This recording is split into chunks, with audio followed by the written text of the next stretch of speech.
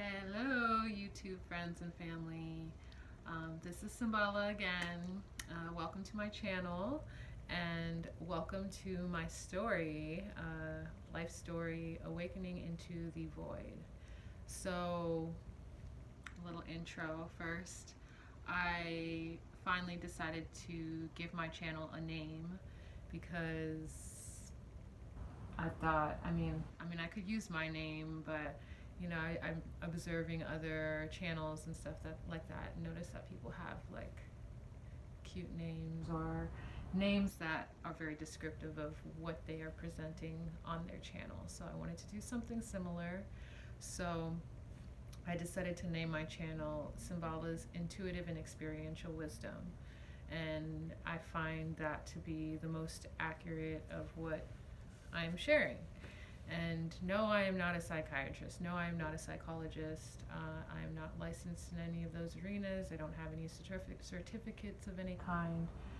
I do, however, have life experience, and I'm feeling called to share my story. And I feel that it's important that, excuse me, I feel that it's important that everyone share their testimony, especially those who've experienced things that adversary, those who've experienced adversity and have been able to triumph from that, or at least learn a lesson from that and can share that lesson. We can't live other people's lives for them, but there might be a possibility that we can teach others a thing or two through our own experiences and maybe deter someone from making the same mistakes that we have made. Or maybe we can share ways that we've been able to work through certain strifes or issues in our lives. So that is why I have this channel. That is why I'm sharing my story, my awakening, which is still an ongoing thing. It's still happening. I'm doing this as well because I find it to be healing, and other things are starting to come up for me that I need to address in my healing journey. And traumas, thinking patterns, just a lot of negativity in the body, basically. So it's a constant like excavation process. Digging for the heart and the soul, so that is the process. So today I'm going to continue sharing my story, Awakening into the Void. This is part 11. The last I left off, I was talking about EFT, Emotional Freedom Technique, and I had taken my first, or participated in my first circle, which had like, I don't know, 12, 15 people in it. I don't know what I said before. It seemed big to me, so it had to have been definitely more than 10 people. There was a lot of people in this circle. And so the process is really long because everybody kind of gives a spiel of why they're there and what they're trying to release from their body, whatever emotions they're trying to release from their body. So even though I was a little apprehensive of the leader of the circle, a woman who called herself a priestess, I still found the process to be very interesting, and it's something I'd never done before, so I was definitely drawn into the process. I love being in a circle of people where everyone felt safe to share personal things, and I do believe that I was a bit closed off the first time, or I tried to open up as much as I could, and for someone who is accustomed to being closed off, myself, to do something like that was like, I didn't even know I was closed off. It's crazy how certain events in our childhood or in our lives can make us so unaware of ourselves. Um, but to be so closed off that I'm, I'm unaware of myself, you know, and that fact that I'm closed off. So it was good to see other people open up because it was kind of teaching me how to tap into myself. And as other people are telling their stories, I'm tapping too.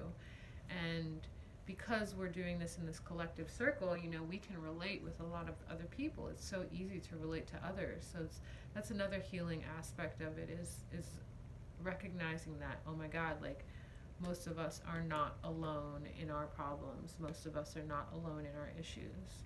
So I was really getting that lesson from it.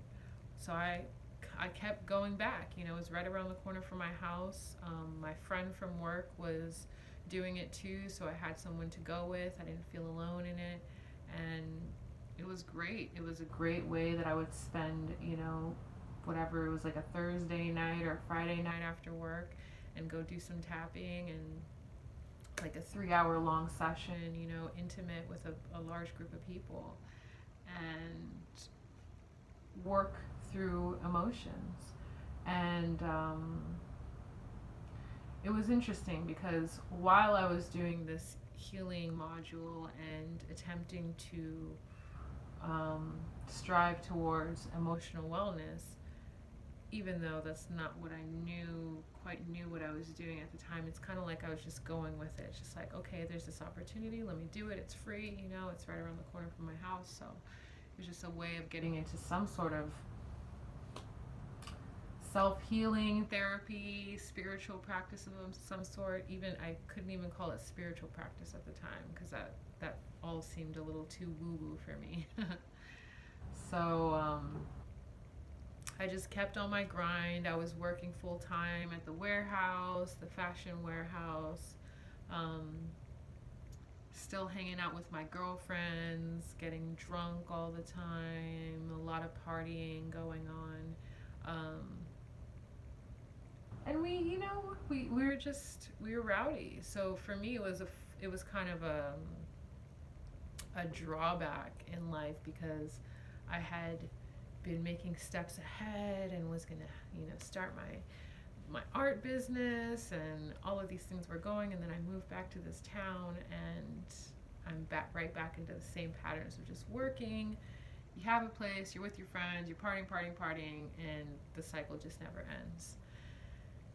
And even though I was making okay money, it was still just this cyclical nothing, you know, still not working on what I really want in life, you know, and not even, just not in alignment is what I can call it now.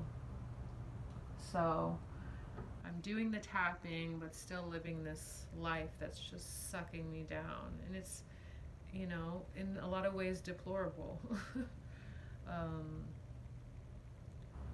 And so it was just such a imbalance of energies of like, you know, trying to elevate myself, but then simultaneously sabotaging that.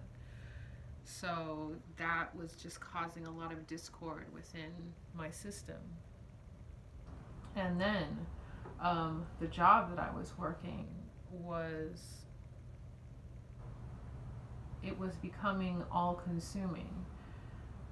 I worked with a lot of my friends, so, you know, some of my friends started working there. My sister worked there. My other, you know, family worked there. It's like everybody that I knew worked there, and we worked full time. So when we were off, we would talk about work, and when we were on, we would talk about work. So it's like it was constantly, I was bombarded with work even when I wasn't there. So to think of anything else outside of work was impossible. And my social life was surrounded by work. Even though I had friends outside of that sphere, still a majority of my social life circulated my work, which was a very toxic environment.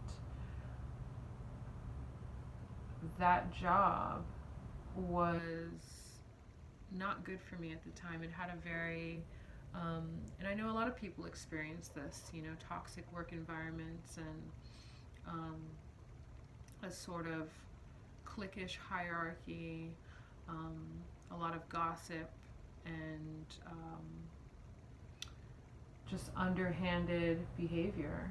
And, there was always this underlying fear that one could lose their job, and many people who did lose their jobs lost them in very vicious and underhanded ways. And so that created an even greater fear for the employees, because it's kind of like Russian roulette, like you never know when your turn is next. So to have that instability of uncertain job security, toxic environment, competitiveness, and not in a healthy way. And then to be consumed by that 24/7. So to be at work constantly. All your friends, or a majority of your friends, are at work. When you get off work, you hang out with your work friends and talk about work. And, it would be one thing if, it was a nonprofit and we were together working to save the whales, or, do something philanthropic, something that meant something that mattered. But here we are in this warehouse putting together orders for fashion, selling clothes that have been made, in who knows, Indonesia, China, cheap labor clothing, very unethical in a lot of ways, and around a lot of chemicals. A lot of these clothing are made with polyesters, plastics, nylons, polyurethanes, all of these materials that are extremely toxic. The dust when opening, it was just, there was so many aspects of this job that were super toxic, on top of the energy that was surrounding the workspace. And the higher ups are the ones who set the tone for that. So unfortunately, it was not comfortable for many of us who worked there. And for me, it began to build a lot for me. The pressure of life again began to build for me. And as I think about it now, I believe that the tapping on top of living, so it's like going, in different directions. So it's like the tapping is like bringing me up, but then my lifestyle is like bringing me down. So it's causing complete chaos and discord in my body, instead of just, even harmony, And I'm just grinding, just doing my work, working as much as I can, going on fancy vacations to try to make myself forget that I don't like my job. And it's just crazy what we can do when we're in denial about something. It's I guess, you could say it's a form of cognitive dissonance. And my definition of that is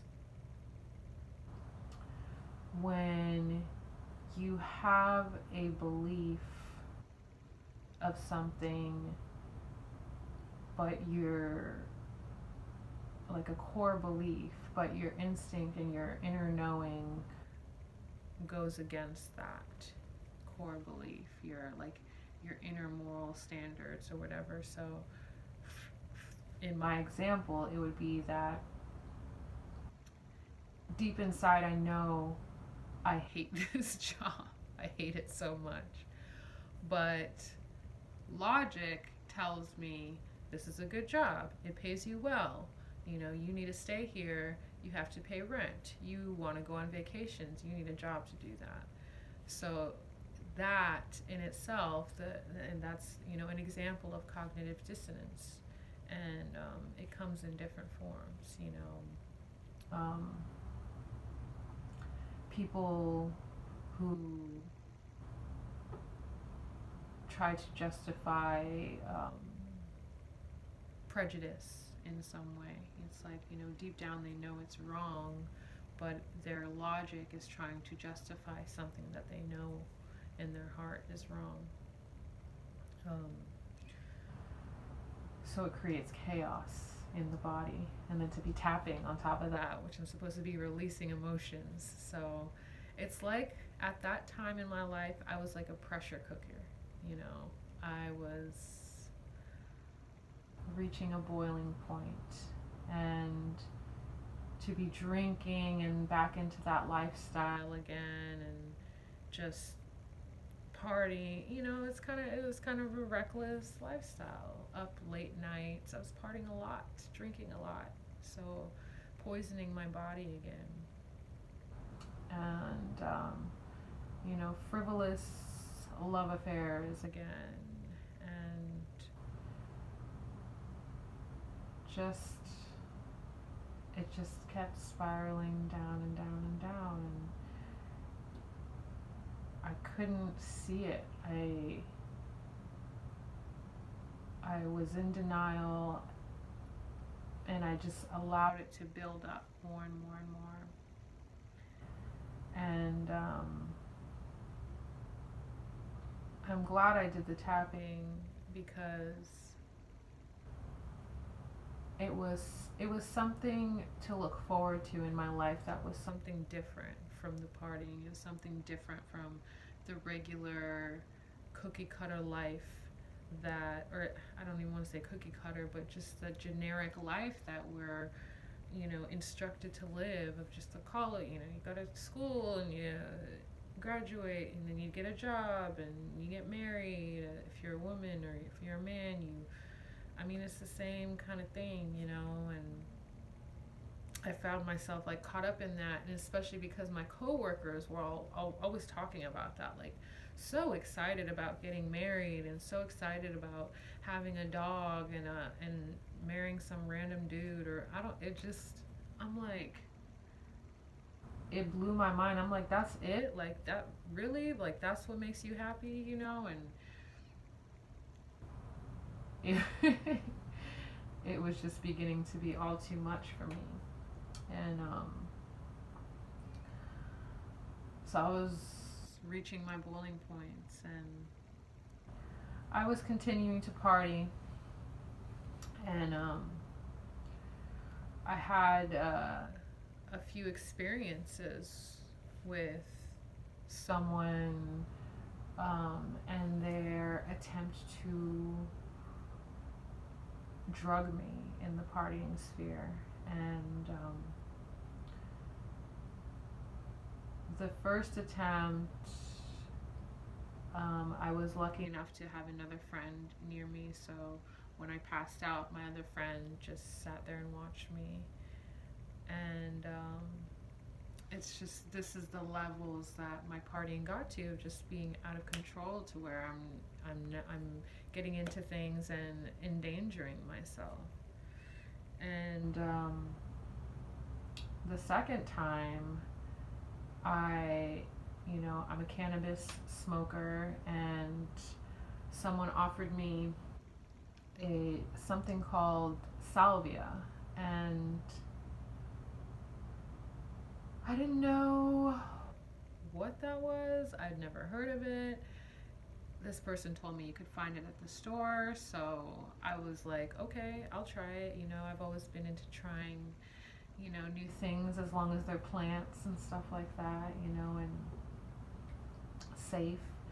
So he said you could buy it at the store, so I was like, great, you know, let's try it. And I was, you know, already intoxicated. I already had some drinks that night, and so I decided to take this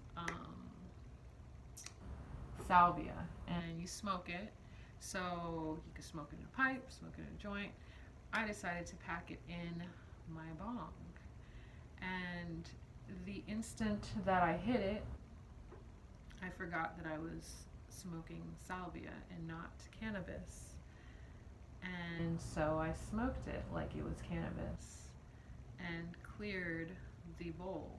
And as soon as the smoke hit my lungs, I was gone. I was gone. I was gone. And the reason I bring up this story is because it really coincides with my awakening and just kind of opening my eyes to a world that I was never aware of. And it was definitely one of the most mind explosive, world opening events of my entire life. And on that note, I will continue in the next video. So I hope you liked this storytelling today, and I just want to thank you for coming to my channel. So I hope to have you come back again soon, and I'm wishing you a fantastic day. Bye.